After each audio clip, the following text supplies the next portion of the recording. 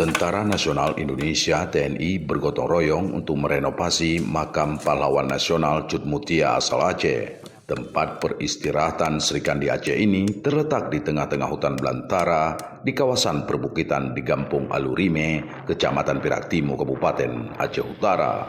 Kegiatan bakti sosial ini sebagai bentuk dedikasi dan penghormatan TNI bagi para pejuang pahlawan nasional Indonesia. Salah satunya memugar makam Cut Nyak Mutia lantaran sekian lama terkesan terabaikan, tak terurus dengan kondisi memprihatinkan sejak puluhan tahun silam.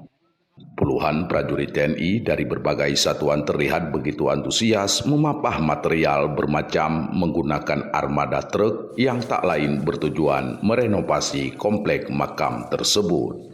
Para prajurit yang gagah perkasa tampak begitu bersemangat.